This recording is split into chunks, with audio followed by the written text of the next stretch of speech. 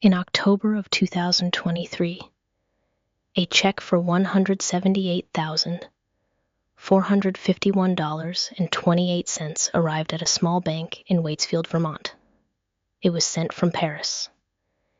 It paid off a 41-year mortgage in a single afternoon. The man who watched that check clear was 58 years old. He had buried his older brother on that same farm in 1971. He had carried that grief in silence for 47 years. And 5 years before this check arrived, his daughter had almost broken his heart in a Vermont kitchen at 8 in the evening. That kitchen smelled of hay and diesel and old wood that night. The dishes were stacked in the drying rack. The porcelain coffee pot was empty. Wendell Holden sat at the oak table his great-grandfather had carved from a single white oak felled on this very property in 1898. It was a tall man worn down to a quiet silhouette. His shoulders were not the shoulders of a young man anymore. His hands had stopped growing calluses years ago because the skin had simply turned to leather and stayed that way. Between his eyebrows there was a permanent line. It was the line of a man who had been counting bad numbers in his head for 4 decades. Across from him, his daughter folded her napkin. She placed it carefully beside her plate. Her name was Sadie Holden, and she was 19 years old. She had just finished her freshman year at the University of Vermont, studying agricultural economics. She had been quiet all through dinner. She had been quiet for 2 days. Wendell had felt the quiet coming on, like he felt weather coming on in the back of his neck. She looked at him with steady eyes. "I am not going back," she said. "Not to UVM. I am staying here." Wendell did not answer at first. He had seen that look before. He had seen it in his own father, Floyd Holden, who had walked off the B&O Railroad in 1948 to marry a Shetland woman's granddaughter and run a Vermont dairy until the day he died. He had seen it in his grandfather. He had seen it in Maisie Holden, his father's mother, who had crossed an ocean alone at 18 years old with nothing but a cloth bag of sheep wool and a set of rules she had never written down. The Holden look. It meant the decision had been made deep in the bedrock of the soul. Still, he had to try. "This is not a discussion, Sadie," he said. His voice was low. "You are going back. You are going to finish that degree. You are going to do something better than this." He gestured with his thumb toward the dark window, toward the hulking shape of the barn against the late spring sky. Better than milking 80 cows at 4 in the morning for a check that barely covers the feed bill. She did not flinch. "What they are teaching me is the problem, Dad," she said. "They are teaching me optimization, maximum yield, how to get another 500 pounds of milk per cow per year, how to finance $1 million combine, how to treat land like a spreadsheet. They call it economics. I call it learning how to go into debt more efficiently." Wendell felt a flare of anger, then hot and sharp. He had sold 2 of his best heifers to pay her first-year tuition. $16,280. He had watched those animals leave the property, and he had told himself it was an investment. He had told himself his daughter would have a life that was not governed by the rising and setting of the sun and the fluctuations of the Chicago Mercantile Exchange. "And what is your brilliant alternative?" he asked, his voice flat. "Sheep," she said. The word hung in the kitchen for a long moment. It was so archaic, so unexpected, that Wendell almost laughed. Nobody in the Mad River Valley had run sheep in any serious way for 70 years. There was no market. There was no infrastructure. It was a hobby, not a business. It was the kind of thing old women did in cottages in Maine. Sheep, he said back to her, the word coming out tired. On the North Hill, she continued. The old 40 acres. The one great-grandmother Maisie used. This was worse than he thought. He stood up and walked to the sink and turned his back to her, looking out at nothing. The North Hill. The useless 40. It was the geological remainder of the farm, the place the glaciers had snagged on 12,000 years ago, and left behind a steep slope of granite boulders the size of cars, and a thin acidic soil that grew little more than juniper and wild thyme and hardy grasses and lichen. For generations of Holdens, it was the place you went to see the view, the place you went to be alone, the place you remembered that the farm was more than just its productive acreage. The North Hill is 40 acres of rock, he said to the window. The soil is maybe 4 inches deep. You cannot get a tractor up there. You cannot even grow decent hay. It is good for holding the world together, and that is about all. That is why it is perfect, she said. The cows cannot use it. The machines cannot use it. It has been left alone for 70 years. It knows what it is. He turned around. His face was a mask of weariness. And what do you plan to do with these sheep, Sadie? Sell a few lambs for Easter. You will make $1,000 a year after expenses. You know this. You are studying agricultural economics. The wool, she said. Wendell laughed, then a short, bitter sound that came out before he could stop it. Wool, Sadie. For God's sake. The price of raw fleece is a joke. $1 a pound. $1.50 if you are lucky. You would clear $10 a sheep. You would be working harder than I do and making less than nothing. I'm not going to sell it like that, she said. She finally looked down at the oak table, at the wood her great-grandfather had carved with his own hands. I am not going to sell it as a commodity. How then? He pressed. How are you going to sell it? I am going to sell it as itself. That was the moment he knew he had lost. Not because she had out-argued him, but because she had said something that did not belong to the world he understood. The Holdens had always lived by principle. It was part curse and part inheritance. He saw his daughter's dream for what he believed it was a romantic, ill-conceived fantasy that would end in debt and disappointment. His disappointment. He delivered his final, unanswerable line. He spoke it the way a man speaks when he is laying down the last card in his hand. The bank owns this farm, Sadie. Not me, not you. The bank. We are $178,451 away from owning it. We do not have the luxury of a hobby that loses money for a decade. We need cash flow. We need profit.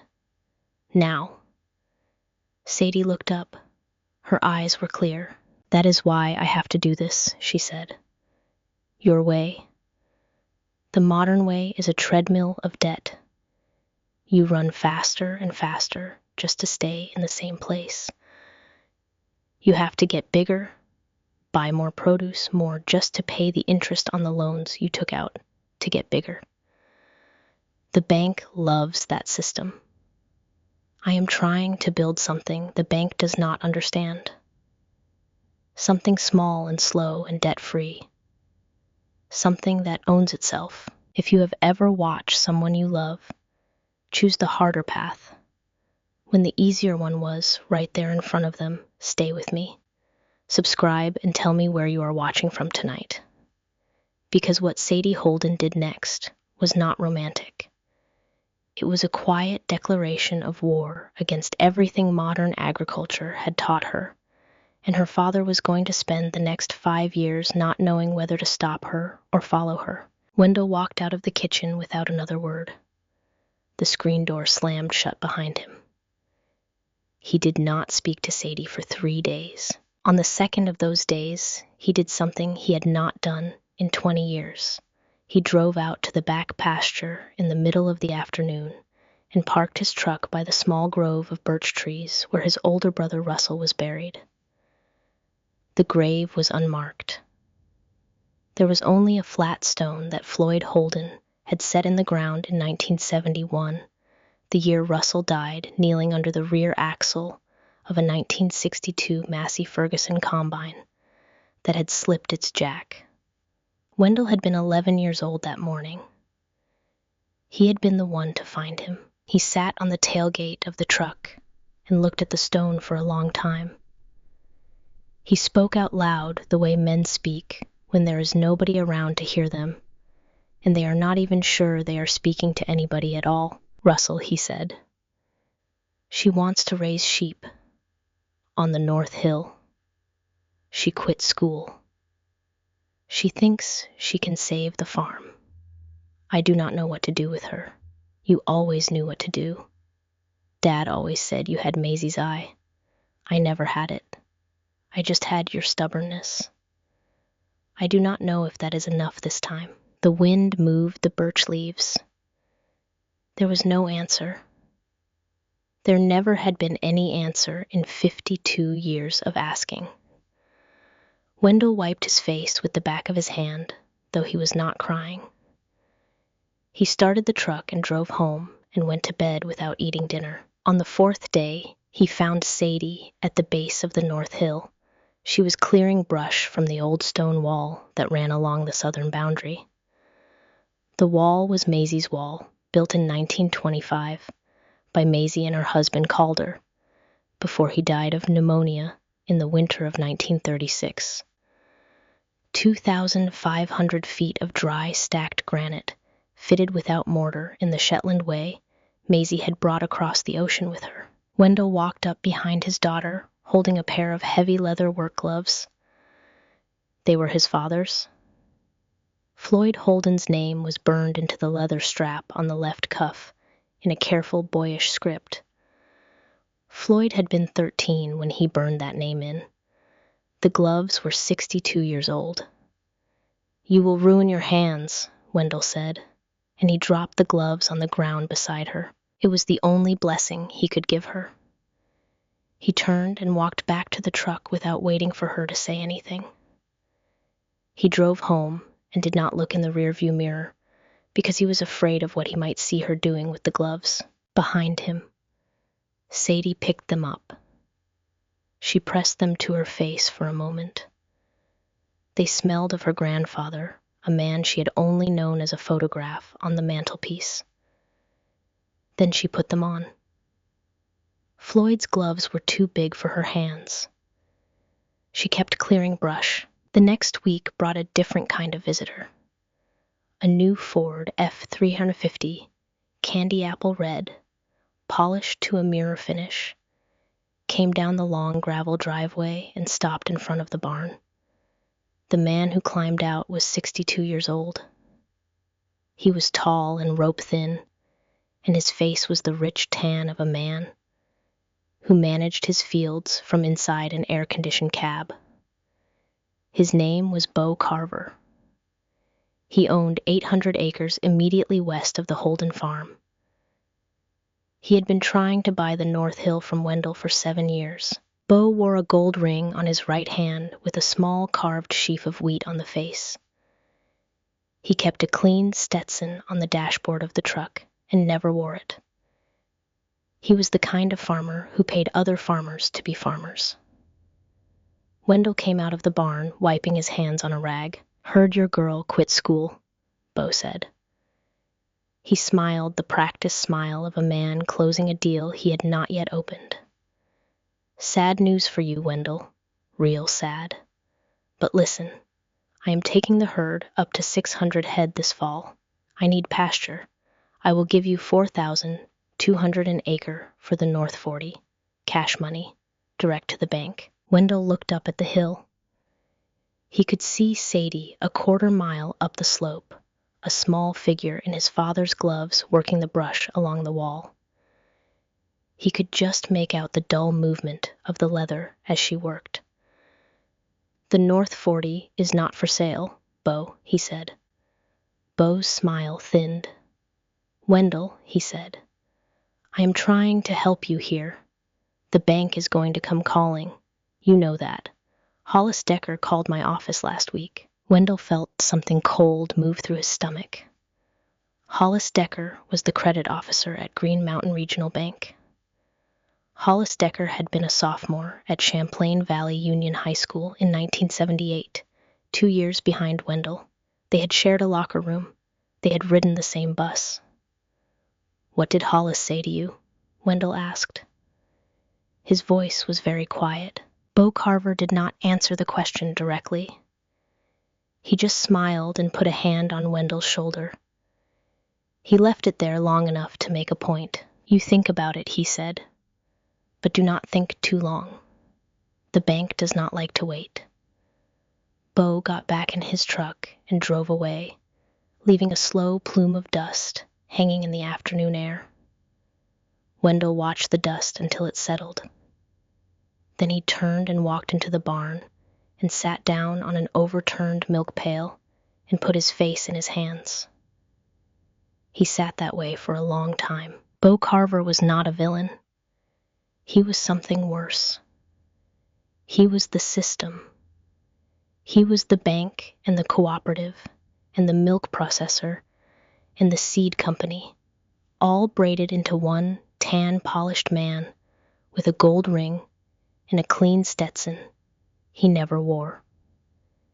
He had been waiting for the Holden farm to fall for 7 years, and he had Hollis Decker's ear. That night, Sadie went up into the attic. She had a small flashlight and a wool blanket. She climbed past the boxes of Christmas decorations and the trunks of her dead mother's clothes that Wendell had never been able to open after she passed in 2008. She climbed all the way to the back of the eaves where the cedar chest sat under a tarp. The cedar chest was heavy. It was Maisie's chest. She had brought it from Shetland in 1922, packed in the hold of a steamship called the Cameronia. The wood was so old and so saturated with cedar oil that it still scented the attic 70 years after the woman who owned it had died. Sadie opened it. Inside were 3 handwritten journals bound in soft brown leather, a box of hand-carved wooden bobbins, a pair of worn iron shears wrapped in oilcloth, and at the very bottom, wrapped in another piece of oilcloth, was the original cloth bag. The kern. The starter. Sadie unwrapped it carefully. Inside was a small handful of greasy, slightly matted Shetland fleece. It was 101 years old. It still smelled of lanolin and earth and time and something else. Something she could not name. Something that smelled like a place she had never been. She held it to her chest. She sat down on the dusty attic floor, and she read the journals by flashlight until the battery died, and she had to climb down for fresh ones. The first journal began in 1929. Sadie skipped forward, looking for older entries. She found them in the second journal, written in pencil, that had faded to brown. The entries from 1920 were the oldest of all. They had been written by Maisie before she came to America, when she was 16 years old on the Shetland Islands. Sadie read one entry aloud to herself in the empty attic, just to hear another voice in the room. The summer of 1920. I am 16 years old. My grandmother Wilhelmina took me out today to the high pasture above Lerwick, where the sea wind blows across the lichen rocks. She wanted me to learn to listen to a sheep. She said anyone can count the weight of wool. Only those with patience can hear what it is saying. The fleece is the diary of the sheep. The sheep is the diary of the hill. She made me hold a handful of fleece from an old ewe named Bertha. I felt 3 different layers under my fingers. Grandmother said those were 3 seasons. The wet season, the sun season, the hunger season. I will not forget this day.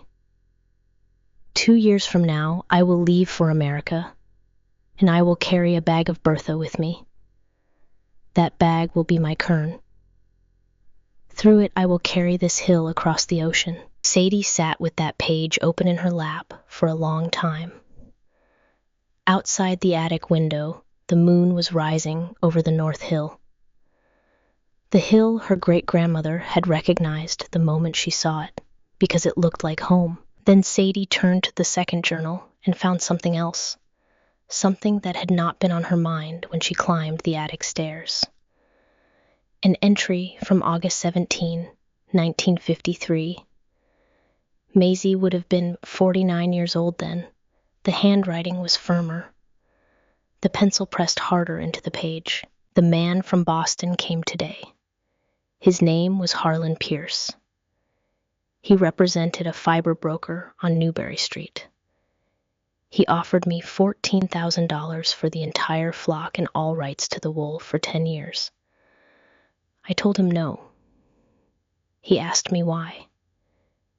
He was angry. He said no woman in Vermont turns down $14,000. I told him he was not buying these sheep. He was buying the silence of this hill. The hill cannot be sold. It can only be listened to. He left in his car and slammed the door. He did not understand. I do not blame him. Most people cannot hear a hill. Sadie closed the journal slowly.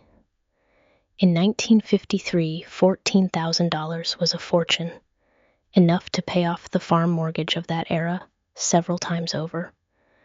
Maisie had turned it down. Sadie ran her fingers along the cracked leather binding. She climbed down out of the attic at 3 a.m. She walked into her father's bedroom and stood in the doorway. Wendell was awake, lying on his back, staring at the ceiling. He did not turn his head. "Dad," she said. Bag Granny turned down $14,000 in 1953. Wendell was silent for a long moment. "I know," he said. Sadie was startled. "You knew my father told me when I was a boy. He said his mother was either the wisest woman in the valley or the most stubborn. He never could decide which." Sadie stood in the doorway with the journal in her hands. "What do you think she was, Dad?" Wendell turned his head on the pillow then. In the dim light from the hallway, his face looked older than Sadie had ever seen it. "I think she was right," he said. "I think it cost this family 40 years of debt. And I think she was right anyway. Now go to bed." Sadie went to bed. Wendell did not. He lay awake until 5 a.m. when it was time to milk the cows. That fall, Sadie did the thing nobody believed she would do. She took the $4,000 she had saved from 3 summers of working at the Mad River General Store and a winter of substitute teaching at the elementary school, and she got in her father's old Ford Ranger and she drove. She had a list of 5 addresses tucked into the second journal. The list was in Maisie's handwriting. It was 40 years old. Sadie did not know if any of the names on it were still alive. The first address was in Bodenham, Maine. Hattie Mercer, 78 years old, lived alone in a hand-built cabin half a mile back in the woods. Sadie drove 14 hours to get there. When she arrived, Hattie did not invite her in. She made Sadie stand on the porch in the cold for 20 minutes while she finished a cup of tea inside. Finally, Hattie opened the door. "You said your name was Holden," she said. The old woman's eyes were a clear, hard blue. "From the Mad River Valley," Yes, ma'am, Sadie said. You any relation to Maisie Holden? She was my great-grandmother. The old woman went very still in the doorway. She did not speak for almost a full minute. Then she stepped aside. You come inside, child, she said. We have a great deal to talk about. I have been waiting for someone with that name to come up my driveway for 42 years. They sat at Hattie's kitchen table with a pot of black tea between them. Hattie poured. Her hands were steady despite her age. Your great-grandmother saved my mother's flock in 1942, she said. Foot rot came through these mountains and killed 900 sheep in 2 months. My mother lost everything but 6 ewes. She wrote letters to every shepherd in New England, begging for a clean ram to rebuild. Only one answered. Maisie Holden put a young Shetland ram on a train at the White River Junction depot, sent him north, cost her $73. My mother did not have that kind of money. Maisie sent a note with the ram. It said, you will pay me back by sending a clean ewe to the next shepherd who needs one. Sadie was quiet. Hattie poured more tea. That ram saved our line, the old woman said. We have been sending ewes north for 80 years. To Quebec, to the Adirondacks, to Cape Breton. Whenever a flock fails, we send. The contract is not written down, but it is real, and it has been waiting to come home. I came to buy 2 ewes, Sadie said. Hattie Mercer looked at her across the table. The old woman smiled for the first time. It was a small smile, but it changed her whole face. Honey, she said, you are not going to buy anything from me. You are going to take 2 ewes home, and one day a girl is going to come up your driveway, and you are going to do for her what I am doing for you. That is the contract. Sadie put the $4,000 on the table anyway. Hattie pushed it back. Save it for the others on your list, she said. They will not all be as easy as me. Sadie drove on. To the Adirondacks, where a man named Silas Roth sold her 3 ewes for $200 each because his sons had moved to Denver, and he was getting too old to shear. To a young couple near the Canadian border who had 15 Shetland Cheviot crosses and wanted them to go to someone who would not commercialize them. They sold her 5. Each ewe Sadie bought came with a story. She wrote them all down in the back of Maisie's second journal in pencil, the way her great-grandmother had taught her without ever meeting her. She came home in October of 2018 with 12 ewes and 1 ram in a borrowed 2-axle trailer. Her father was waiting in the driveway when she pulled in.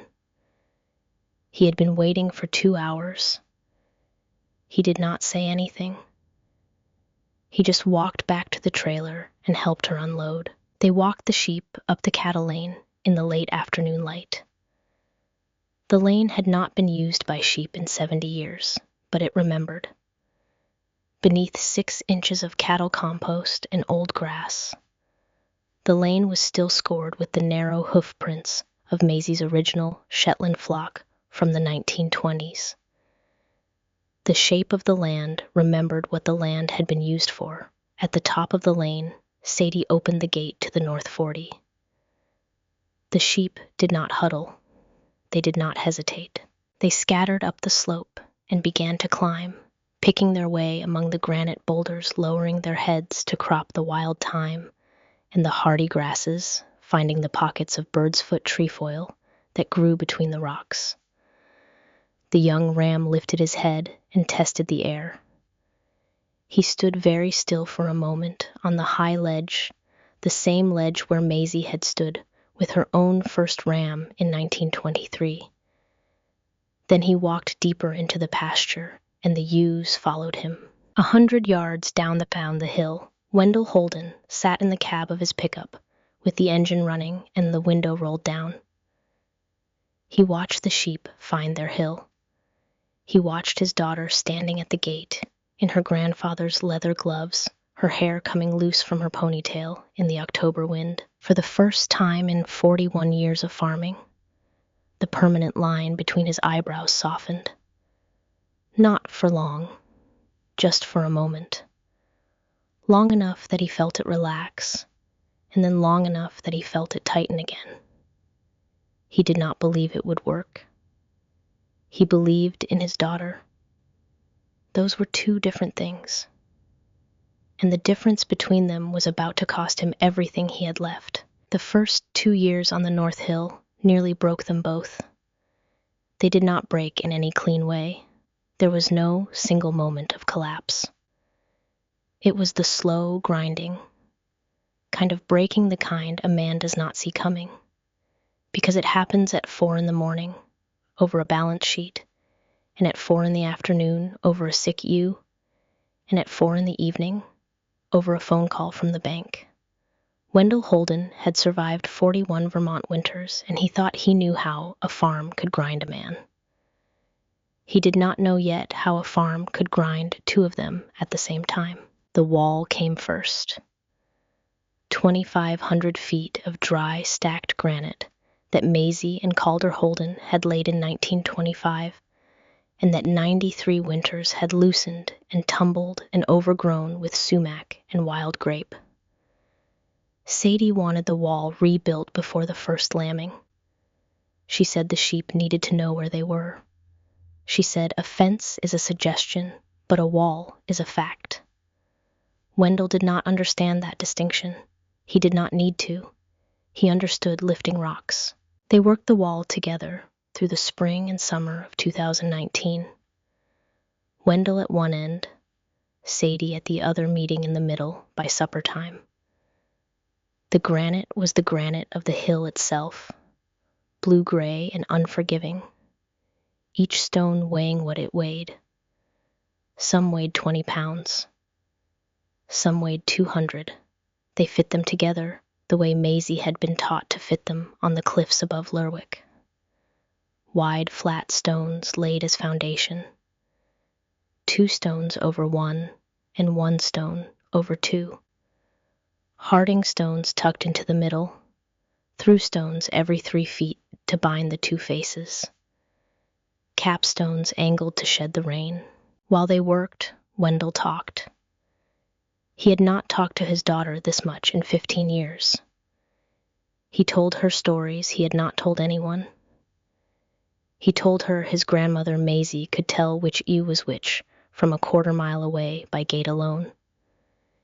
He told her Maisie used to talk to the sheep in a low, murmuring sound that was not English and not Shetland Norn, but something older than either something her grandmother Wilhelmina had taught her on a hill where the sea wind never stopped.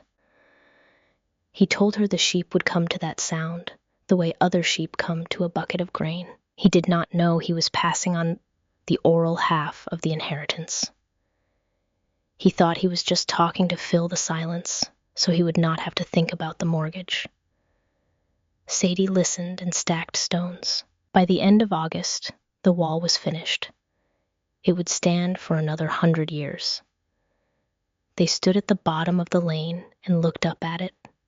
In the evening light, a long ribbon of granite tracing the contour of the hill against the green of the late summer grass. And Wendell felt something he had not expected to feel. He felt the small, clean satisfaction of having made a thing that did not need a loan to exist. That feeling lasted 41 hours. Then the milk check came in.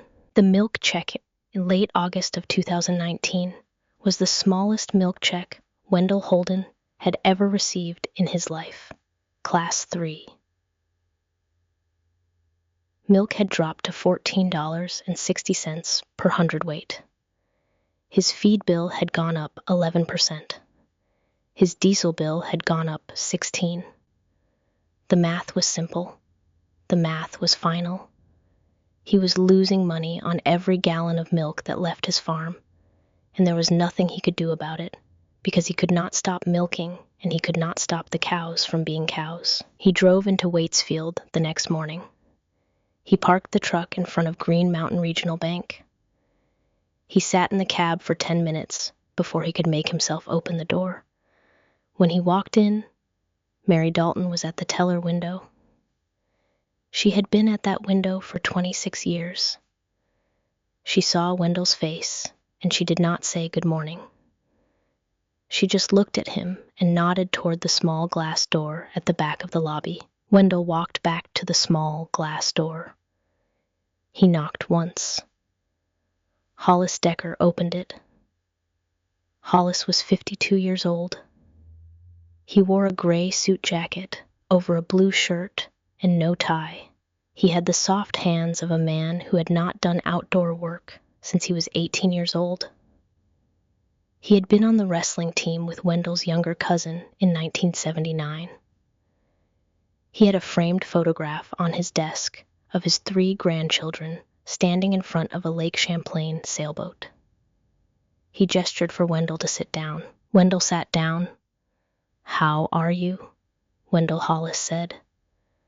"I have been better, I figured. Listen, I want to do this as a friend, not as the bank. So I am going to be straight with you." Wendell waited.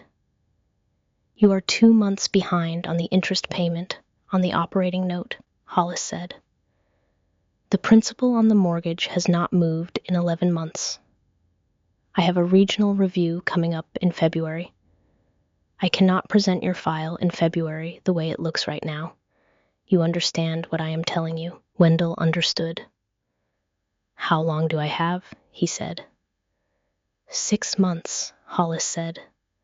"By the end of February, I need to see a clear plan, a sale, a consolidation, something. If I do not see it, I will be required to start the process." "Required?" Wendell said. "I know," Hollis said. "I know." They sat for a moment in the small office with the framed photograph of 3 grandchildren on a sailboat. Wendell looked at the photograph because he could not look at Hollis. "Bo Carver has been around," Hollis said. He kept his voice neutral. "He told me he made you an offer on the North 40. 4,200 an acre. That is above market, Wendell. That is above market by quite a bit." Wendell did not answer. "You have a daughter up there raising sheep," Hollis said. "I have heard about it from 3 different people in town. I am not telling you what to do, Wendell. I am telling you what time it is." Wendell stood up. He did not shake Hollis's hand because he was afraid of what he would say if he opened his mouth. He walked out of the office past Mary Dalton without looking at her. He got back in the truck and drove home. He did not turn on the radio. That night, he sat at the kitchen table with the bills spread out in front of him. The Massey Ferguson payment. The grain bill from Bordeaux Brothers. The vet bill. The electric bill. The property tax. The interest on the operating note. The interest on the mortgage. The numbers stacked up on the oak table, the way the granite stones had stacked up on the North Hill that summer. The difference was that the stones held themselves together. The numbers did not. Sadie came in through the back door at 9:15. She had been up at the lambing shed checking on the older ewes. She had hay in her hair, and her grandfather's gloves were tucked into her back pocket. She saw the bills. She walked to the cabinet and got down 2 mugs and poured the last of the day's coffee from the carafe on the back of the stove. She set 1 mug in front of her father and sat down across from him. 6 months, Wendell said finally. She did not ask 6 months for what. She knew. 6 months to pay down half of it, he continued. Or Bo gets the hill. That is what Hollis is saying without saying it. Sadie nodded slowly. She did not cry. She did not get angry. She wrapped both her hands around her mug and looked at the steam rising off the coffee. "Bo is not getting the hill," she said. "You do not understand, Sadie. The lambs will not be ready to shear until next spring. Even if you sheared them tomorrow and sold every fleece at premium commodity price, you would clear $800. We need 90,000. I understand the numbers, Dad. I have been doing the numbers since I was 16. Then what are you going to do?" Sadie did not answer right away. She looked at the kitchen window where she could see her own faint reflection against the dark glass. When she spoke, her voice was very quiet. "I am going to do exactly what I came home to do, and you are going to milk your cows. And we are going to get through February, and then we are going to get through May, and then we are going to shear. And the wool is going to do what the wool is going to do. There is no other answer, Dad. There is no shortcut." Wendell put his face in his hands. He was so tired he could feel his pulse in his eye sockets. "Your great-grandmother turned down $14,000 in 1953, he said into his hands. "I keep thinking about it. I keep thinking, maybe she was wrong. Maybe she was just stubborn. Maybe stubbornness is not a virtue when the bank is at the door." Sadie reached across the table and put her hand on his wrist. It was the first time she had touched her father, and he could not remember how long. "Stubbornness was not what she did," Dad, Sadie said. "She did not turn down the money out of pride. She turned it down because she had already seen what it would buy, and she knew what it would cost. That is not stubbornness. That is sight." Wendell did not answer. He let his daughter's hand stay on his wrist for a long time. Then she got up and went upstairs to bed. He stayed at the table until 2 a.m.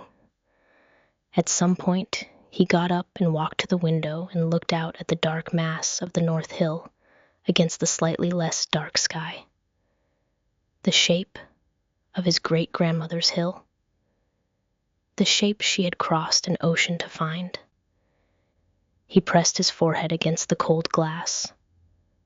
"I do not know, Russell," he said quietly to no one. "I do not know if she has it. I do not know if I have it either."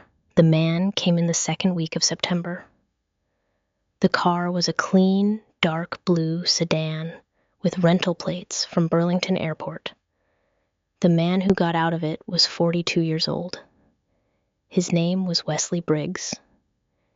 He was the New England regional buyer for American Heritage Fiber Cooperative, the largest commodity wool buyer east of the Mississippi.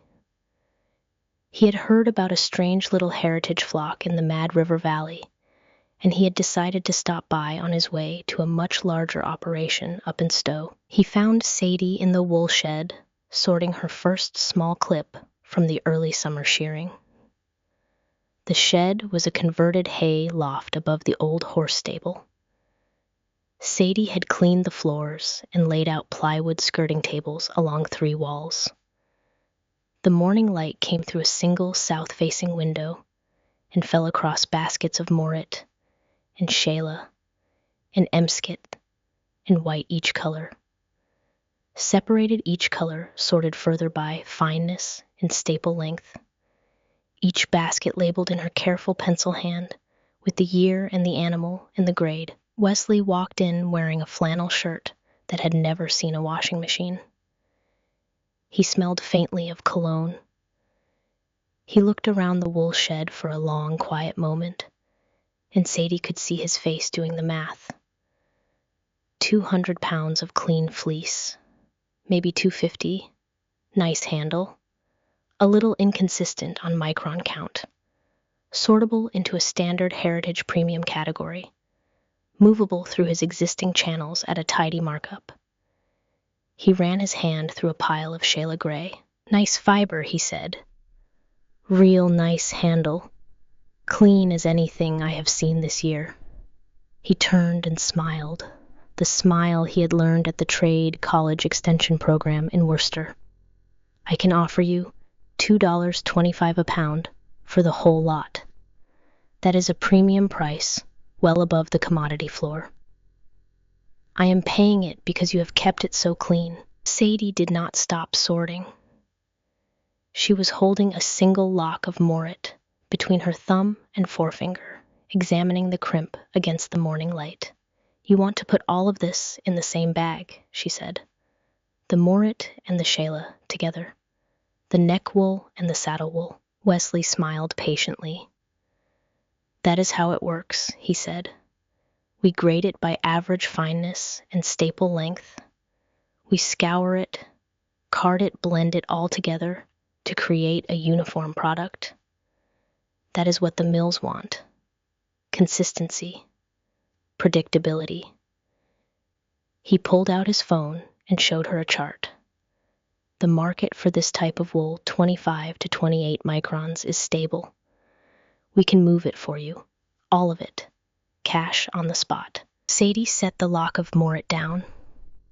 She picked up another from a different basket and held it up next to the first. This one came from a yearling wether named Finn, she said. He only grazes on the shaded western slope, where the soil is a little deeper. His wool is different from his brothers who prefer the sunny side. This lock is not like the one next to it. They came from animals 50 feet apart, and they are not the same thing. This is not a commodity. This is a biography. Wesley's patience began to thin. She could see it move across his face. Look, he said. I appreciate your passion. I really do, but this is a business. You cannot sell a biography. You sell a product. Your wool blended with thousands of pounds of other wool, just like it will become a sweater or a blanket. That is its destiny. You are sitting on maybe 200 pounds here. I am offering you $450. Take the deal. It is the best you are going to get this year. She looked at him for a long moment. My wool is not going to be blended with anything, she said. Her voice was quiet, but absolute. You are measuring the wrong thing. You are measuring weight. You should be measuring specificity. Wesley shook his head. He gave her the look of pity that men in his line of work had been giving farmers for 50 years. He left his business card on a bale of hay and walked out of the wool shed into the September sunlight. He drove away, convinced he had just met a fool. Sadie went back to sorting. What Wesley Briggs did not know was that his wife had been in that wool shed 3 weeks earlier. Her name was Loretta Briggs. She was 48 years old. She owned a small textile shop in Burlington called the Loom House, where she sold hand-dyed yarns and hand-woven goods to a small but fiercely loyal clientele of fiber artists. Her grandmother had been a weaver in Glasgow. Her great-grandmother had carded wool by hand in a tenement kitchen in Govan in 1898. Loretta had married Wesley Briggs in 2003 because he was handsome and confident, and she had been 31 years old and tired of being alone. She had spent 22 years trying to forgive him for not understanding her trade. Loretta had come to the Holden farm under the pretext of buying a few pounds of hand-spun yarn for her shop. She had walked into the wool shed with the same baskets of sorted color in front of her. She had picked up a single lock of morit and held it to her cheek. Then she had stood in the wool shed with tears running down her face for almost a full minute, and Sadie had been smart enough not to say anything. Loretta had bought 4 pounds of yarn that day at full retail price. She had paid cash. And before she left, she had taken her phone and quietly photographed the baskets of sorted wool. She had not told Sadie. She had not told Wesley.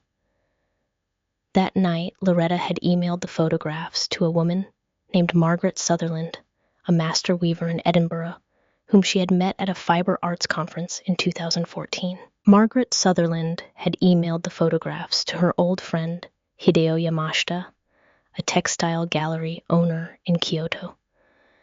Hideo had emailed them to a gallery owner in London. The London gallery owner was an old friend of a creative director at a fashion house in Paris. But that part of the story would not move for another 4 months. None of it would matter yet.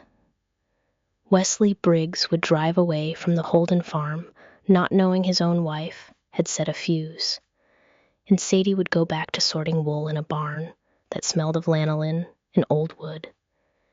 And her father would milk 80 cows at 4 a.m, and the bank's 6-month clock would keep ticking. By December, the snow was 3 feet deep on the North Hill. By January, it was 4. The sheep were healthy. Sadie was feeding them hay she had cut from the south meadow in July and stored in a small loft she had built herself over the lambing shed. The hay was expensive. Everything was expensive. The propane bill that month was $1,100. Bo Carver came back in the 3rd week of January. He did not come alone this time. He came in his polished red F-350, and a second truck followed him up the driveway. A gray Chevy Silverado. Wesley Briggs got out of the Silverado. The 2 men walked into the wool shed together, where Sadie was hand-combing a fleece on a wooden stand her father had built her for Christmas. She had not asked him to build it. He had built it anyway, Sadie Bo said. He used her first name like she was a child. We need to have a conversation. Sadie kept combing. The Carters moved through the fleece in slow, steady passes. She did not look up. Wesley spoke. I am raising my offer, he said. $3 a pound. 200 pounds estimated. $600 cash money in your hand this afternoon. Sadie kept combing. Bo took a step closer. Sadie, your father is 60 days behind at the bank, he said. I know, because Hollis Decker is a friend of mine. Bo's voice was the voice of a man who thought he was being kind. Your father is going to lose this farm in 23 weeks unless something changes. Sell us the wool. Take the $600. Convince your father to sell me the North 40. Walk away from this with something. Do not let pride do to him what pride does to people. Sadie set the wool combs down very carefully on the table. She turned around. She walked past both men without speaking, and she went to the southern wall of the wool shed where the previous summer's shearing was stacked in clear plastic tubs. She pulled one tub down. She opened it. She lifted out a single fleece. The fleece was a deep coppery brown, a moret so dark it was almost black at the tips. She carried the fleece across the shed, and she laid it out across the skirting table in front of Wesley and Bo. This fleece is from a 4-year-old ewe named Bertha II, she said. She is named for a sheep that died on a hill in Lerwick, Scotland in 1922. Her grandmother on her mother's side was bought from Hattie Mercer in Bodenham, Maine, who got her from her mother, who got her from a ram. My great-grandmother put on a train in 1942 to save another woman's flock. This fleece weighs 3 pounds and 11 ounces. The staple length is 4.5 inches. The micron count is 26. The lanolin content is high but clean. The crimp structure is consistent through 94% of the body. There has been 0 Kemp introduced in 4 generations because nobody has crossed this line with a coarse breed. This fleece does not exist anywhere else in the world. There are not 2 of it. There is 1 of it. It is on this table right now, and you are offering me $2 a pound for it because you think it is a commodity. And the only difference between you and a man who would sell his grandmother's wedding ring for scrap is that he would at least know what he was destroying. Wesley Briggs's face went still. Bo Carver let out a small laugh that was not really a laugh. "You are out of your mind," Bo said softly. "You and your father both." He shook his head. "I came here trying to help. I am going to remember that I tried." He turned and walked out of the wool shed. Wesley Briggs lingered for one more second. He looked at the fleece on the table. He looked at Sadie. Something moved behind his eyes that he did not let onto his face. Then he turned and followed Bo out into the January cold. Sadie folded the fleece carefully and returned it to the tub. She washed her hands at the cold water spigot. She walked back to the wooden stand and she picked up the combs, and she kept working. As if nothing had happened, her hands shook for the first 10 minutes, and then they steadied. The first week of February came on like a knife. The forecast said 6 inches of snow. By Tuesday afternoon, the National Weather Service was calling it a possible nor'easter. By Tuesday at sundown, they were calling it a major event. By Wednesday morning at 3 a.m., the wind was screaming across the Mad River Valley at 67 miles per hour, and the temperature had dropped to minus 22 degrees Fahrenheit, the kind of cold that turned exposed water to glass in 11 seconds. Sadie was on the North Hill by 4. She had 3 battery-powered headlamps and a canvas pack with emergency supplies, and she was wearing every layer of wool clothing she owned, including a sweater her grandmother had knitted from her great-grandmother's last clip in 1977. The snow was waist-deep in the drifts and knee-deep on the cleared lane. She broke trail up to the high pasture, moving one step at a time, leaning into a wind that tore the breath out of her mouth before she could finish a sentence. She found the first iwi at the eastern edge of the rock shelter, the natural granite overhang where the sheep gathered in bad weather. The iwi was down. Her name was Goldie. She was a 3-year-old Emsked with a daughter at her side. The daughter was still standing. The mother was not. Sadie knelt in the snow and laid her hand on Goldie's flank. The flank was already cold.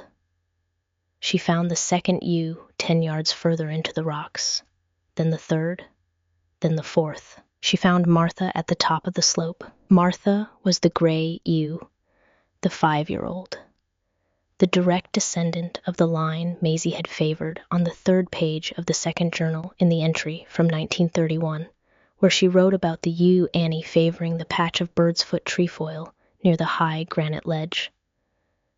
Martha had the most complex gray fleece on the hill, notes of silver charcoal and a small, distinct band of brown that ran from the shoulder to the hip. Sadie had spent 6 hours sorting Martha's fleece the previous summer. She had not blended a single lock of it with anything else. Martha was lying on her side in the snow, with her legs already stiffened. Sadie sat down beside her. She pulled off her glove. She put her bare hand on Martha's face for one moment. Then she got up. She found 3 more dead in the hollow below the ledge. 7 sheep. 120 pounds of breeding stock and 10 years of bloodline gone in a single night because she had built her shelter open to the east. And the wind had come from the east, and the snow had drifted across the entrance and sealed them in. Her father came up the lane at first light. He found her sitting in the snow next to Martha. The wind had dropped. The sky was the cold, thin blue of an alpine winter morning.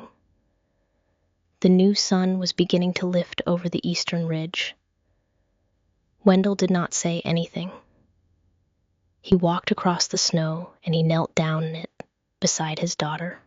He put his arm around her shoulders for the first time since she was 9 years old. "My grandmother lost 7 sheep in one night," he said quietly. 1947, February. The same kind of storm. She buried them on this hill. She went back to work the next day. "I know," Sadie said. "I read it." She kept going, Wendell said. She went on for 30 more years after that night. She did not stop. I know. They sat in the snow for a long time. The sun came up. The wind stayed down. The surviving sheep, 24 of them, began to move out from the shelter, picking their way through the drifts, lowering their heads to find what hay had blown loose, calling to each other in the small, steady voice that sheep use when they have come through a hard night and the morning has decided to let them live. They buried the 7 in a single grave at the foot of the ledge. They worked all morning. The ground was frozen 4 feet down, and they had to use a propane torch and a pickaxe and an iron bar to break through. They did not stop for lunch. They did not stop until the grave was deep enough, and the 7 were laid in it side by side. Martha at the head, and the frozen earth was shoveled back over them. When it was done, Sadie stood up. She pushed her hair back out of her face with the back of her wrist. She looked at her father. "We still have 24, she said. "We keep going." That night, she could not sleep. She lay in her bed in the dark, and she stared at the ceiling, and she did the math she had refused to do in front of her father. 7 sheep at an average of 3 pounds of clean wool per iwi per year was 21 pounds of clip lost. 21 pounds at the prices she needed to be charging to save the farm was a lot of money. 21 pounds at the prices Wesley Briggs had offered was a few $100s she could not afford to lose either. The breeding loss was worse. 3 of the 7 had been her best ewes. Their daughters could replace them eventually. Their granddaughters would replace them better. But eventually was a word the bank did not use. She thought about Hollis Decker. She thought about February. She thought about Bo Carver standing in her wool shed in his clean Stetson, looking at the Morit fleece on her skirting table, the way a man looks at a stranger's wallet on a sidewalk. She thought about Wesley Briggs's face going still. She got out of bed at 3 a.m. She walked to her desk. She turned on the small lamp. She opened her laptop. She began typing a message to Wesley Briggs. She wrote 3 sentences. She read them back. The sentences said that she had reconsidered. The sentences said that she would accept his offer in the spring. The sentences said that her father needed her to do this. Her finger hovered over the send key. The door opened behind her. Her father was standing in the hallway in his work pants and his thermal shirt. He had a coffee cup in his hand. He had not slept either. He stood in the doorway and he looked at the screen of her laptop over her shoulder, and he read what she had typed. He did not raise his voice. He spoke very softly. He spoke the way a man speaks when he's about to tell another human being something he has carried inside himself for 47 years. "Sadie," he said, "do not send that. I have to tell you something about your great-uncle Russell that I have never told anyone." Wendell came into the room and sat down on the edge of her bed. He set the coffee cup on the floor. He looked at his hands for a long moment before he started talking. His hands were the only part of him he ever looked at when he was about to say something he did not know how to say. "Russell was 26 years old," Wendell began. "I was 11. It was the 3rd of August in 1971. I remember the date because my mother had made strawberry shortcake the night before for Russell's 26th birthday, and the leftover cake was still on the counter that morning. My father told Russell to take the Massey Ferguson up to the back field to pull the new combine in. The hydraulic jack had been giving us trouble. We had been meaning to replace it for 2 weeks. Russell did not say anything. He just went. Sadie did not move. She kept her hands on the laptop keyboard, but she did not type anything. I was supposed to be in the South Meadow. Wendell continued. I walked up to the back field instead because I wanted to ride on the tractor with Russell. I came around the hedgerow at 10:15 in the morning. The combine had slipped its jack. He was underneath it. I could see his boots. They were not moving. Wendell stopped. He breathed for a moment. He looked up at the ceiling. I ran back down to the house. I told my mother. She ran up to the field. My father was in town that morning. My father did not get home until 2 in the afternoon. He stood in the back field and he did not say a word for almost an hour. Then he said, "We are not selling this farm." That is what he said, standing next to his oldest son under that combine. We are not selling this farm. Like the farm had done it. Like the farm needed to be held responsible. Wendell rubbed his face with his open hand. I wanted to leave, he said. From that day, I wanted to walk off this hill and never come back. I was 11 years old, and I had a plan to run. I was going to go to my mother's cousin in Albany. I never went. You know why I never went? Sadie shook her head. Because my father said something to me 3 weeks after Russell was buried. We were in the barn. He was filling the bulk tank. He did not look at me when he said it. He just said, "Wendell, you are going to be the last Holden on this farm. You will not have brothers to share it with. You will not have luxury. You will have this." He said, "Do not let me down." Wendell turned his head and looked at his daughter for the first time since he had started talking. "I never let him down," he said. "I let myself down every day for 47 years. I stayed because I was afraid. I called it duty. I called it tradition. I called it whatever I needed to call it. But it was fear. I was scared of my father even after he died because he died still expecting me to be something I was not sure I was. You are not me, Sadie. You came home because you wanted to, not because you were afraid of leaving. That is the only difference between us. And it is the difference that matters. Do not send that email. Do not become me on the worst day of my life." Sadie closed the laptop slowly. She did not delete the message. She closed the laptop and she stood up and she walked across the room and she put her arms around her father where he sat on the edge of her bed. He did not move. She held him for a long time. When she let go, he stood up.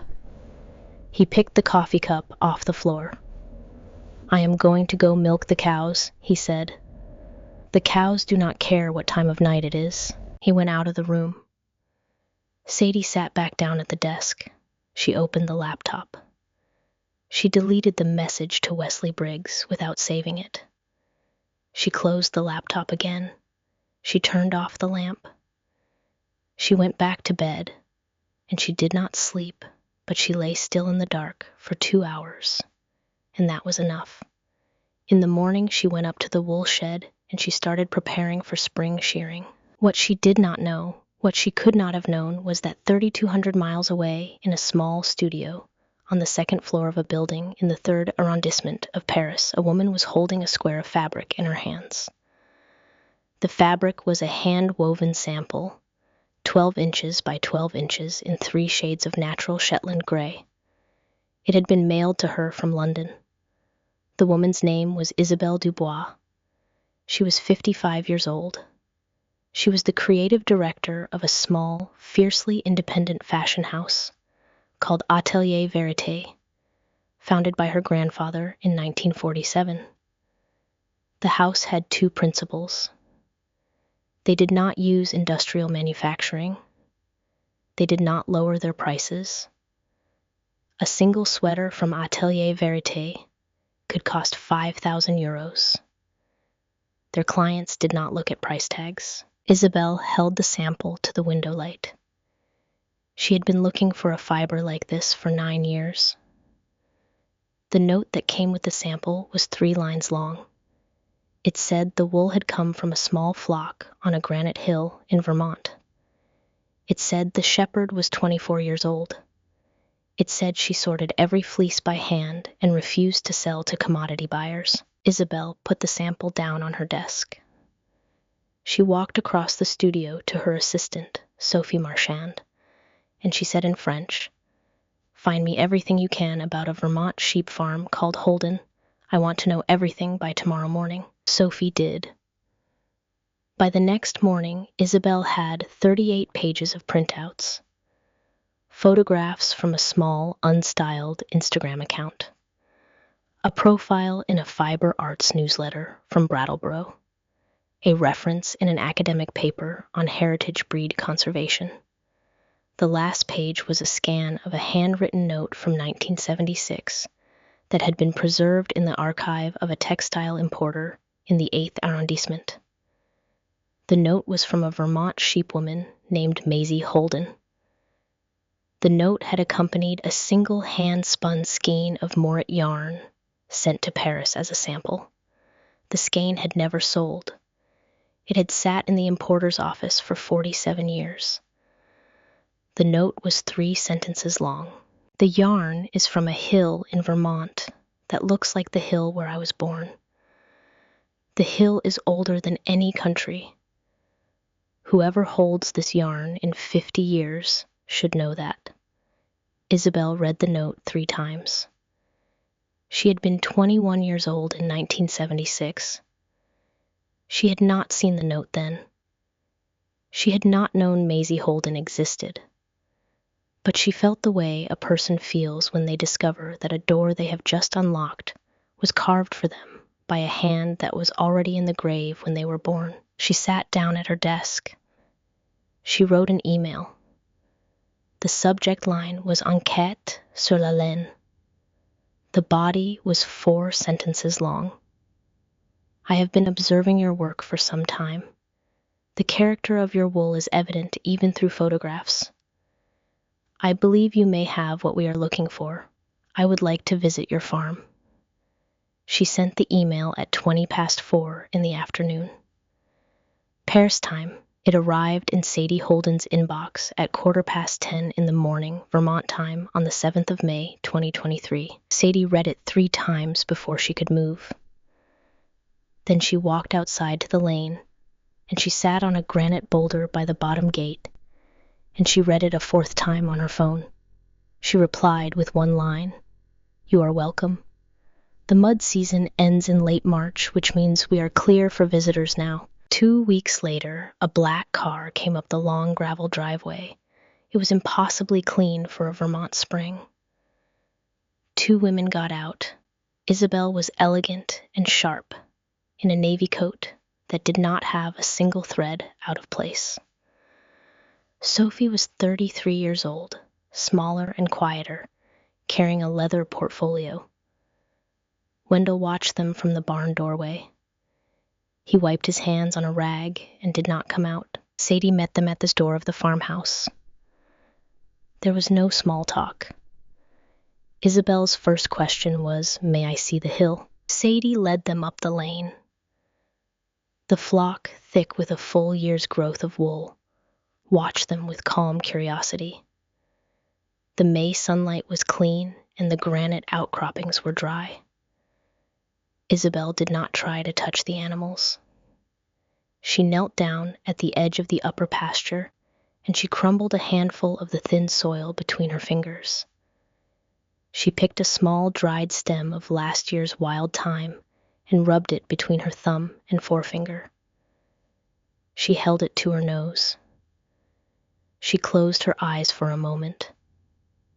She ran her open hand across the lichen on the surface of a granite boulder, the way a woman might run her hand across the back of a sleeping animal. She did this for almost a full hour. Sophie took quiet notes. Sadie said nothing. There was nothing to say. Isabel was reading the source code of the wool the way her grandfather had taught her to read the source code of a vineyard in Burgundy in 1972. At the top of the slope, Isabel stopped at the high ledge, the same ledge where Maisie had stood with her first ram in 1923, the same ledge where 7 sheep had died in February. Isabel looked down across the valley. She did not turn her head when she spoke. Did you know I once held a piece of your great-grandmother's wool in my hand? Sadie went very still. Sophie found it last week, Isabel said, in an archive in Paris. A yarn sample your great-grandmother sent to a textile importer in 1976. She wrote a note with it. She said the yarn was from a hill that was older than any country. She said whoever held it in 50 years should know that. I held it 8 days ago, 47 years to the month after she sent it. I do not believe in fate, Miss Holden, but I believe in inheritance. There is a difference. Sadie's eyes filled. She did not let the tears fall. She just stood at the top of her great-grandmother's hill in her grandfather's gloves, and she let the wind move past her face. What do you want from us? She said. Isabel finally turned and looked at her. Everything, she said. We want everything. Every fleece, every color, every grade. We will not blend any of it. We will create a single collection around it. Each garment will be tagged with the name of your farm, and some with the name of the specific animal the wool came from. We will tell your story. We will tell your great-grandmother's story. We want a 5-year contract. We will pay you the value of the wool, not the price of the wool. Those are not the same number. Sadie did not respond immediately. She looked down across the granite to the small, dark shapes of the sheep moving among the boulders. She thought about Hattie Mercer pouring tea in Bodenham. She thought about her father standing in the doorway of her bedroom at 3 a.m. She thought about Martha lying frozen in February. She thought about Maisie crossing an ocean at 18 years old with a cloth bag of fleece in her hand. What is the price? Sadie asked. Isabel named a single figure for the 2023 clip alone. The number was 165,000 euros. At the current exchange rate, that was just over $178,000. Sadie did not move. For the 5-year contract, Isabel continued, we will guarantee a minimum of 150,000 euros per year. We ask only that you not grow your flock beyond what the hill can sustain. We are not buying volume. We are buying the integrity of this place. We will buy it for as long as you continue to honor it. Sadie walked them back down the lane in silence. They went into the wool shed. Isabel and Sophie spent 2 hours examining the sorted clip from the previous summer. They did not talk about micron counts. They talked about luster and handle and the way the May light caught the variations in the gray. They spoke in French in hushed, reverent tones, the way people speak in cathedrals. At noon, they walked into the kitchen of the farmhouse. Wendell was there now. He had washed up and changed his shirt. He sat at the oak table that his great-grandfather had carved in 1898. Isabel sat down across from Sadie. Sophie set her portfolio on the floor and stayed quiet. Isabel named the figure again.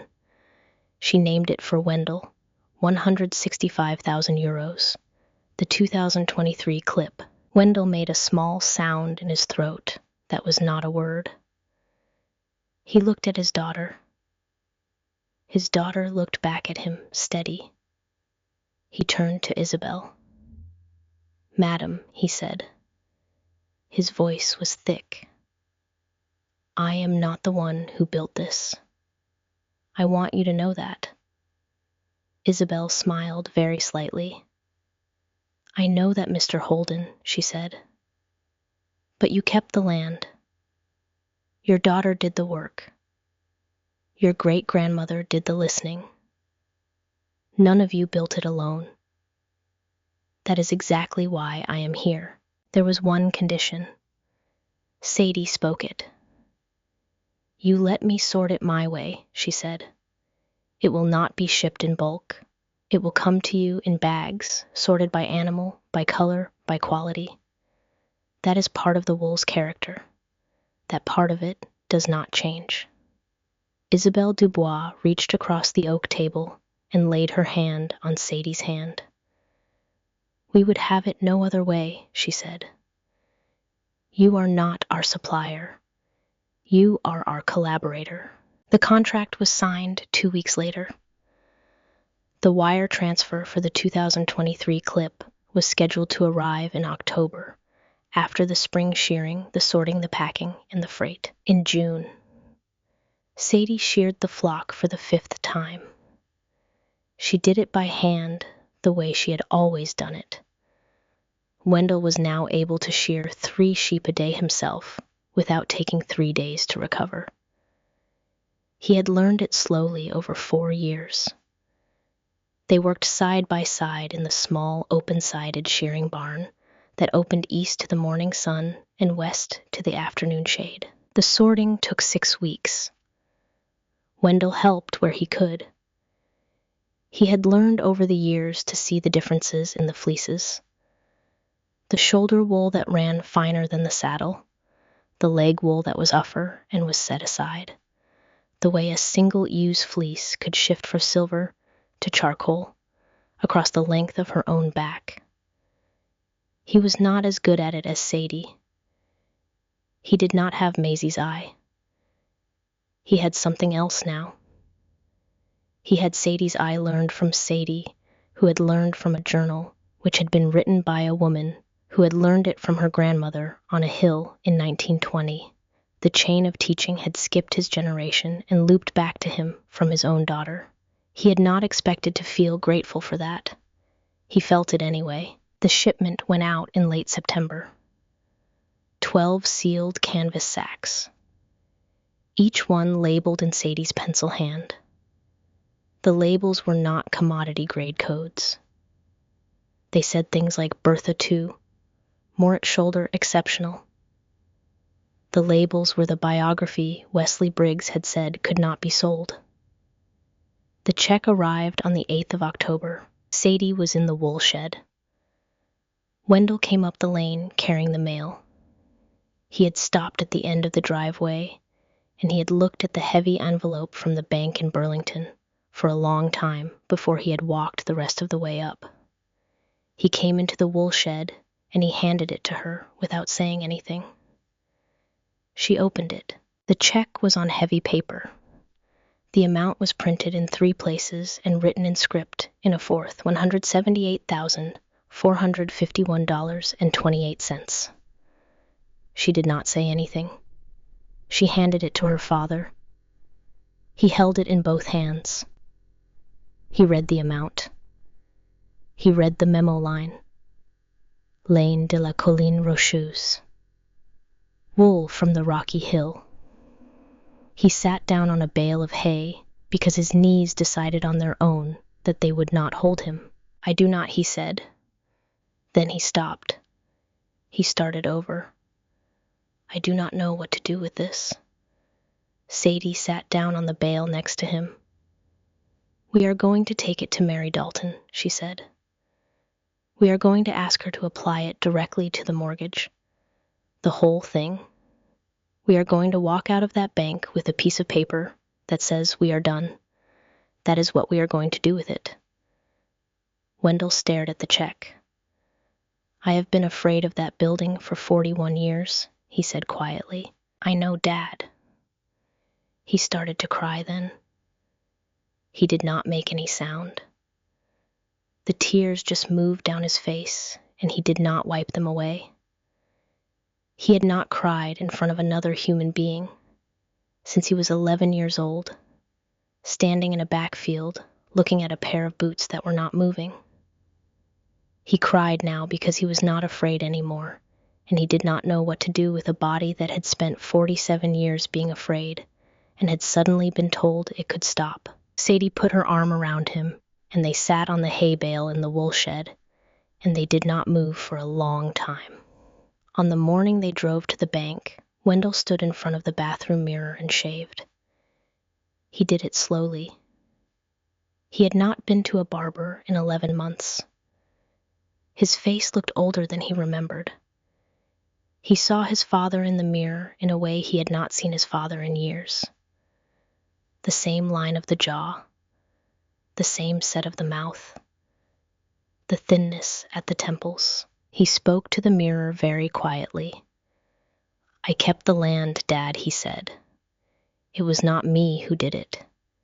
It was your granddaughter, and the woman whose blood she carries, the one you never wanted to talk about because she made you feel small. But I kept it. Are you proud of me? One time, just one time." There was no answer. There never had been. But for the first time in his life, Wendell felt the absence of the answer as something he could live with. He smiled at his own face in the mirror. It was a strange, small smile. It was the first one he could remember in years. They drove into Waitsfield in the old farm truck. Sadie sat in the passenger seat with the check in her lap, inside a manila envelope. Neither of them spoke. The October sun was bright, and the maples on the road into town were at their fullest red. Wendell parked in front of the bank. They sat in the cab for a moment, then they got out. Mary Dalton was at the teller window. She had been there 27 years now. She looked up when the bell over the door rang, and she saw who it was, and she did not say anything. She just nodded once. Sadie walked up to the counter. She took the check out of the envelope. She turned it over, and she signed her name on the back. She slid it across the counter. "I would like to pay off the mortgage in full," she said. "The remaining balance." Mary Dalton looked at the check. She looked at the amount. She looked up at Sadie. She looked at Wendell standing 2 steps behind his daughter. Her professional composure held, but her eyes filled with water that she did not let fall. She typed for almost 2 minutes. The dot matrix printer in the back room whirred to life. She walked back and got the printout. She brought it to the counter. She picked up the heavy round stamp with the words "Paid in full" carved into the rubber face. She inked it on the pad. She set it on the receipt. She pressed down with both hands. Thump. She lifted it. She inked it again. She set it on a second line on the receipt. She pressed again. Thump. The sound was small and clean and final. It was the most satisfying sound either of them had heard in their lives. Mary slid the receipt across the counter to Wendell. She looked at him directly. "I have been waiting to do that for you for 30 years. Wendell Holden," she said. Wendell picked up the receipt. He folded it once. He folded it again. He slid it into the pocket of his work shirt, the pocket over his heart. He nodded at Mary. He could not speak. He turned and walked out of the bank into the October sunlight. Sadie followed him. They did not drive directly home. Wendell pulled the truck over at the gate to the North Hill and turned off the engine. They sat for a long time looking up at the slope. The afternoon sun caught the granite outcroppings and made them shine. The flock was scattered across the upper pasture, their colored coats like patches on a quilt of muted green and brown. 142 sheep grazed quietly on the same hill where Maisie Holden had released 5 ewes and a ram in the autumn of 1923. Finally, Wendell spoke. "My grandmother always said, This hill had a long memory, he said. His voice was thick. I guess she was right. Sadie looked at the sheep, the land, the sky. It was not the hill that remembered Dad, she said. It was the wool. He reached into his shirt pocket. He took out the folded receipt. He held it out to her. You should keep this, he said. You earned this. Sadie did not take it. She shook her head. You paid 41 years on that mortgage, Dad. I paid 5. The receipt belongs in your pocket. That is where it stays. Wendell folded it again and put it back over his heart. He looked at his daughter for a long moment. He had not said it to her since she was 6 years old. He had not said it to anyone since he was 8. The Holden men did not say it. Floyd Holden had never said it. Russell Holden had never lived long enough to say it. I am proud of you, Sadie, he said. She did not say anything back. She did not have to.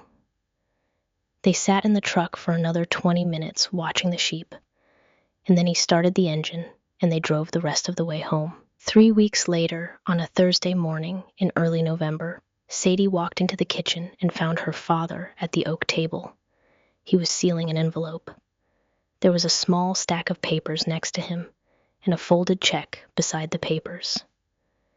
The envelope was addressed in his careful hand to the office of the Bursar University of Vermont, Burlington, Vermont. She picked up the top page. It was a handwritten letter. She read it. To whom it may concern. My name is Wendell Holden.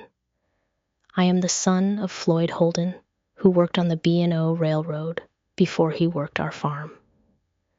I am also the brother of Russell Holden, who died at the age of 26 on this farm in 1971.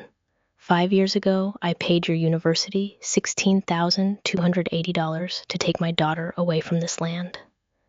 I believed I was buying her a better life. I was wrong. She came home and she taught me what better looked like. She learned more on this hill than your professors could have taught her in 20 years. Enclosed is a refund of that tuition in full. Please apply it to your scholarship fund for the daughters of farmers who quit college and go home. There are not many of them. There should be more. Sincerely, Wendell Holden, Mad River Valley, Vermont. Sadie set the letter down. She did not say anything. She put her hand on her father's shoulder. He kept sealing the envelope. He did not look up. You did not have to do this, she said. I know, he said. That is why I did. He mailed the letter that afternoon. The University of Vermont accepted the refund and established the scholarship in his name. The first recipient, a young woman from Orleans County, who had left her family's maple sugaring operation after 1 semester to come home and run it, received the award in the spring of 2025. The years that followed were quiet years. The Atelier Vérité collection sold out in Paris and New York and Tokyo within 3 months of its release. Each garment carried a small booklet that told the story of a hill in Vermont and a woman who had crossed an ocean in 1922 with a cloth bag in her hand. American Heritage. Fiber Cooperative tried to launch its own Heritage Premium line and quietly canceled it 18 months later because the buyers could not be fooled twice. Wesley Briggs took an early retirement package in 2024, and his wife, Loretta, opened 2 additional textile shops in Montpelier and Burlington, both of which carried a small exclusive line of hand-spun yarn from a place called Holden Hill. Bo Carver expanded his herd to 700 head and never bought the North 40. Hollis Decker drove out to the Holden farm in the fall of 2024, unannounced. He sat at the oak table with Wendell and drank coffee and looked out the kitchen window at the hill. He did not say much. Before he left, he said, "I was wrong about you, Wendell." Wendell said, "No, you were right about the system." Sadie was right about the system. That is a different argument. Hollis nodded. He shook Wendell's hand. He drove back to town. Wendell sold the dairy herd in the spring of 2025. He kept the best 100 acres of pasture and started a small, grass-fed beef operation, 28. Had no debt, no rush. The line between his eyebrows softened over the course of that summer, and by autumn it was gone. He could not remember the last time he had felt afraid. He could not remember exactly when he had stopped. Sadie kept the flock at 150 animals. She would not grow it. She knew that to grow it would be to lose the thing that had made the wool worth what the wool was worth. Other small farms in the valley began to look at their own rocky pastures with new eyes. A few started their own heritage breed flocks. None of them tried to compete with her. They went looking for the story their own land had to tell. In the cedar chest, in the attic of the farmhouse, 3 handwritten journals still sit beneath a small cloth bag of 104-year-old Shetland fleece. The journals are open to anyone in the family who climbs up to read them. The cloth bag has not been opened in 2 decades. It does not need to be. The thing that was inside it has long since walked out onto a Vermont hillside and made itself at home. The market measures profit in dollars and quarters. The land measures profit in resilience and generations. What survives is not always what is biggest or fastest. What survives is what has been listened to. What is rigid breaks. What is rooted endures. And what is rooted in a place older than any country, in a hand reaching across 100 years in a daughter coming home, when she did not have to. That thing is not just what endures. That thing is what wins.